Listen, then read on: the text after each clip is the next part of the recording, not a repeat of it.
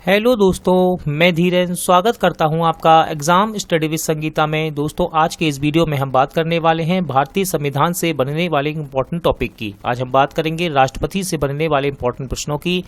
दोस्तों, ये भारतीय संविधान का पार्ट 25 है और राष्ट्रपति का पार्ट 4 है।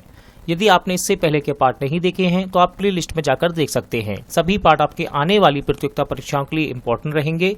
ये वीडियो यदि आपको अच्छा लगे, हेल्पफुल लगे तो प्लीज वीडियो को लाइक और शेयर जरूर कीजिएगा। और यदि अब तक आपने हमारे चैनल को सब्सक्राइब नहीं किया है तो प्लीज चैनल को सब्सक्राइब जरूर कीजिएगा, जिससे कि आपको मेरे आने वाले नए वीडियो का नोटिफिकेशन टाइम पर मिलता रहे। तो चलिए हम अपनी क्लास शुरू करते हैं।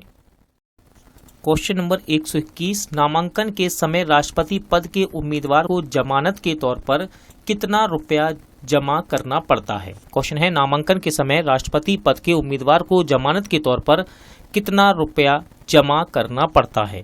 तो देखिए, इस क्वेश्चन का सही आंसर है ऑप्शन सी, 15,000 रुपए। अगला क्वेश्चन है, राष्ट्रपति को पेंशन के रूप में आजीवन कितना रुपया प्रतिवर्ष मिलता है। राष्ट्रपति को पेंशन के रूप में आजीवन कितना रुपया प्रतिवर्ष मिलता है। राइट आंसर है इसका ऑप्शन डी, 30 लाख रुपया। भारत का राष्ट्रपति किसका एक अभिन्न अंग है। देखिए, इंपॉर्टेंट क्वेश्चन है ये और एसएससी का ये क्वेश्चन पूछा गया है एसएससी के एग्जाम में। भारत का राष्ट्रपति किसका एक अभिन्न अंग है। राइट आंसर है ऑप्शन ए, यानी कि संसद। ध्यान रखिएगा, भारत का राष्ट्रपति संसद का एक अभिन्न अंग है।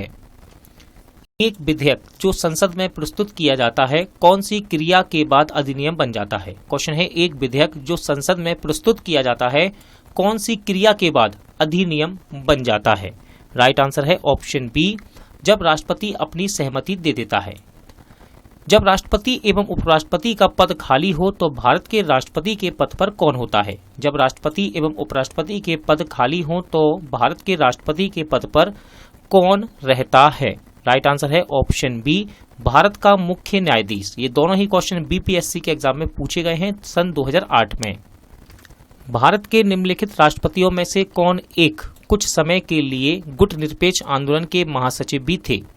भारत के निम्नलिखित राष्ट्रपतियों में से कौन एक कुछ समय के लिए गुट निरपेक्ष आंदोलन के महासचिव भी थे। सही आंसर है ऑप्शन सी, ज्ञानी जेल सिंह। अगला क्वेश्चन है, इंपॉर्टेंट है, भारत के प्रथम मुस्लिम राष्ट्रपति कौन थे। भारत के प्रथम मुस्लिम राष्ट्रपति कौन थे।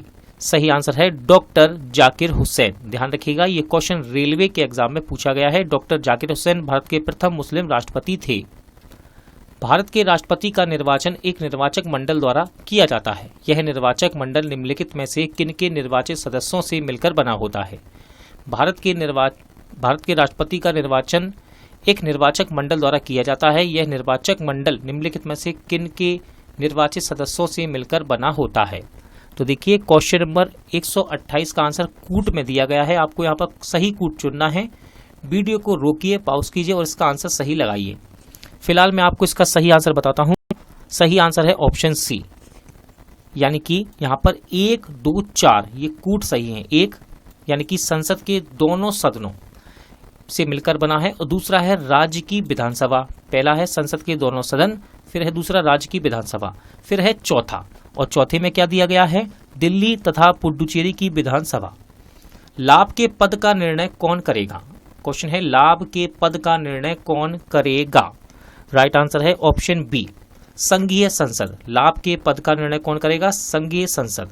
देखिए, दोनों ही क्वेश्चन इंपॉर्टेंट है। 128 नंबर सीडीएस में पूछा गया और 129 पूछा गया यूपी पीसीएस के एग्जाम में। निम्नलिखित में से किसी भौगोलिक क्षेत्र को अनुसूचित क्षेत्र घोषित करने का संवैधानिक अधिकार किसको है। यूपी पीसीएस में क्वेश्चन ये पूछा गया है, किसी भौगोलिक क्षेत्र को अनुसूचित क्षेत्र घोषित करने का संवैधानिक अधिकार किसको है। राइट आंसर है ऑप्शन डी, राष्ट्रपति को। भारतीय संविधान के 70वें संशोधन द्वारा भारत के राष्ट्रपति के चुनाव में जिन 2 केंद्र शासित प्रदेशों को भाग लेने का अधिकार दिया गया है वे कौन हैं। क्वेश्चन है, भारतीय संविधान के 70वें संशोधन द्वारा भारत के राष्ट्रपति के चुनाव में जिन 2 केंद्र शासित प्रदेशों को भाग लेने का अधिकार दिया गया वे कौन हैं। तो सही आंसर है आपका ऑप्शन बी, दिल्ली एवं पुडुचेरी। दिल्ली एवं पुडुचेरी। भारतीय गणतंत्र का वह कौन सा राष्ट्रपति था जो सदा भारतीय धर्म निरपेक्षता को सर्वधर्म समभाव कहता रहा। एसएससी के एग्जाम में क्वेश्चन पूछा गया है और इसका राइट आंसर है ऑप्शन ए यानी कि डॉक्टर एस राधाकृष्णन। अगला क्वेश्चन है भारत सरकार का संवैधानिक अध्यक्ष कौन है? एसएससी में यह भी क्वेश्चन आया है, भारत सरकार का संवैधानिक अध्यक्ष कौन है? राइट आंसर है ऑप्शन ए राष्ट्रपति। राष्ट्रपति भारत सरकार का संवैधानिक अध्यक्ष है। भारत के पहले राष्ट्रपति के रूप में डॉक्टर राजेंद्र प्रसाद का चुनाव किया गया था। भारत के पहले राष्ट्रपति के रूप में डॉक्टर राजेंद्र प्रसाद का चुनाव किया गया था।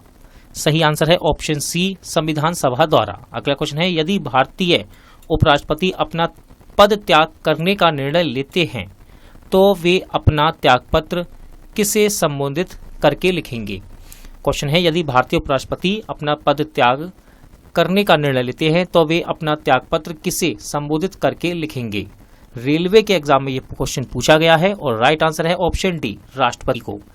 भारत के प्रथम राष्ट्रपति कौन थे? देखिए इजी क्वेश्चन रहेगा आपके लिए, लगाइए इसका आंसर। भारत के प्रथम राष्ट्रपति कौन थे? राइट आंसर है option B doctor Rajendra Prasad. ये क्वेश्चन भी रेलवे में पूछा गया है।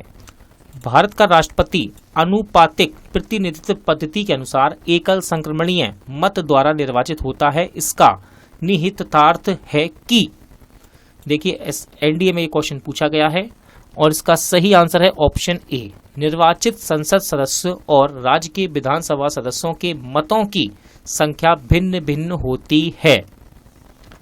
भारत के राष्ट्रपति पर महाभियोग लगाने का अधिकार है। क्वेश्चन है भारत के राष्ट्रपति पर महाभियोग लगाने का अधिकार है यानी कि किसको है?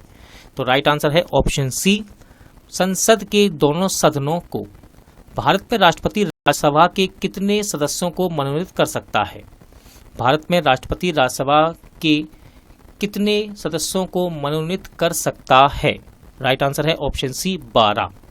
अगला क्वेश्चन देखते हैं निम्नलिखित में कौन हमारे देश के दोनों में से किसी भी सदन का सदस्य नहीं होता है? एसएससी में क्वेश्चन पूछा गया निम्नलिखित में से कौन हमारे देश के दोनों में से किसी भी सदन का सदस्य नहीं होता है? राइट आंसर है ऑप्शन सी राष्ट्रपति।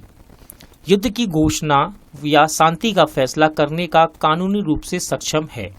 क्वेश्चन आपके सामने है कौन युद्ध की घोषणा या शांति का फैसला करने में कानूनी रूप से सक्षम है?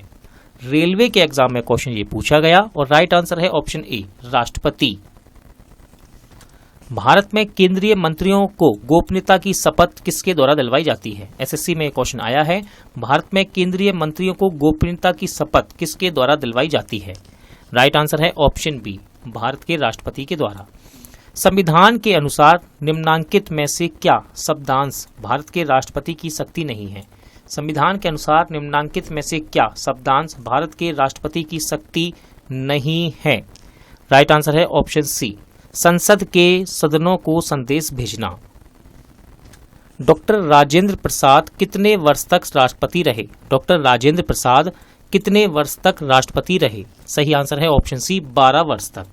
इनमें से किसने भारतीय गणतंत्र के 12वें राष्ट्रपति के रूप में कार्य किया था? यूपीपीसीएस में क्वेश्चन ये आया है और इसका सही आंसर है ऑप्शन ए प्रतिभा सिंह पाटिल।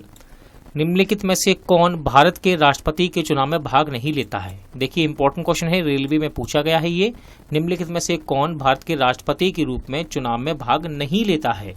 तो क्वेश्चन नंबर 146 का सही आंसर हो जाएगा ऑप्शन डी विधान परिषद। भारत के राष्ट्रपति के चुनाव में भाग कौन नहीं लेता है? विधान परिषद। लेकिन ध्यान रखिएगा राज्यसभा, लोकसभा और विधानसभा ये यहाँ पर भाग लेते हैं। निम्नलिखित राष्ट्रपतियों में जिस क्रम में सेवा की उसमें निम्नलिखित में से कौन सा सही क्रम है? देखिए क्वेश्चन बड़ा है ये, वीडियो को रोकिए आप, यानी कि वीडियो को पॉज कीजिए और इसका सही आंसर लगाइए। एसएससी में क्वेश्चन पूछा गया है, फिलहाल मैं सही आंसर आपको बता देता हूं। सही आंसर है ऑप्शन बी, यानी कि पहले आते हैं आपके NS रेड्डी यानी कि नीलम संजीवा रेड्डी, इसके बाद ज्ञानी जेल सिंह, फिर R वेंकट रमण, फिर है डॉक्टर शंकर दयाल शर्मा। अगला क्वेश्चन है भारतीय संविधान के अनुसार कार्यपालिका का प्रमुख कौन है? क्वेश्चन है भारतीय संविधान के अनुसार कार्यपालिका का प्रमुख कौन है? एसएससी के एग्जाम में यह क्वेश्चन पूछा गया है और राइट आंसर है ऑप्शन सी राष्ट्रपति। भारतीय संविधान के अनुसार कार्यपालिका का प्रमुख कौन होता है? राष्ट्रपति होता है दोस्तों। दोस्तों आज का वीडियो यहीं एंड होता है। उम्मीद करता हूं आपको सभी क्वेश्चन अच्छे लगे होंगे, समझ आए होंगे। पूरा वीडियो देखने के लिए धन्यवाद। जल्द मिलते हैं नेक्स्ट वीडियो के साथ।